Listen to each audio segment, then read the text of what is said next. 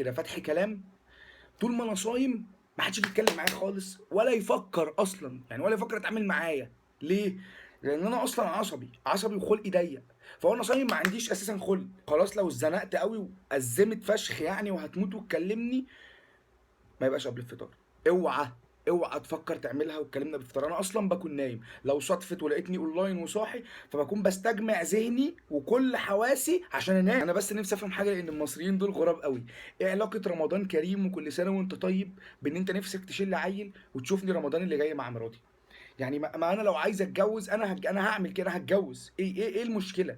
يعني ليه نفسك تشيل عيل وتفرح بيه؟ انا عندي ضعف جنسي مثلا وانتم مدارين عليا؟ كلمه نفرح بيك دي غريبه قوي. اصل ايه اللي هيفرحك؟ انا مش اعمى وهفتح، ولا مثلا مشلول فهمشي لا، انا هعمل فرح، هتجوز، انا اللي هفرح، هدخل، انا اللي هدخل برضه، انا اللي هعمل كل الحاجات دي، انا اللي هتبسط، انا اللي هشوف الدندو. انت هتفرح فين؟ ايه اللي هيفرحك في كده؟ وعشان ربنا يتقبل منا صيامنا في الشهر الكريم ده هنعمل حاجتين. اول حاجه واهم حاجه، اي جروب على الواتساب هنخرج منه حالا، لان الاشكال الضاله اللي جوه الجروب دي هي سبب فشلنا في الحياه وسبب غضب ربنا علينا. تاني حاجه، مش هنتفرج على اعلانات نهائي. ليه؟ لان الواحد حاسس ان الاعلانات السنه دي بيتسابقوا على مين اوسخ. ده يقول انا اوسخ وده يقول انا اوسخ، فطلع لهم اعلان جهينه من هنا قال لهم انا ابن الفجره بقى. خلاص كده خربت كده، باظت.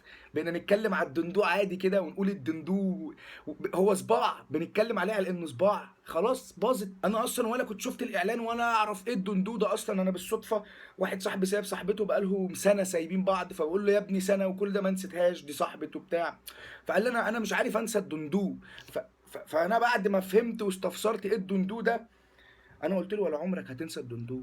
اذا كان الشله كلها مش عارفه تنسى الدندو، هي اصلا كانت دندو وطالع له ايدين ورجلين وماشي على الارض. انا عجبتني صراحه الولد في ان هو مش فاكر اي حاجه، اي حاجه، ولا شكلها ولا قلبها ولا شخصيتها هو فاكر الدندو. يلا الله يحرقها مطرح ما راحت ويفرقع دندو. كمان لما هتتفرج على الاعلانات السنه دي هتستفاد حاجات جامده فشخ عمرك ما كنت هتعرفها في الحقيقه كده من الدنيا. يعني حاجه مثلا زي ايه؟ زي ان محمد صلاح قال لا للمخدرات، وقال لها لا وهو صغير، وقال لها لا لما كبر.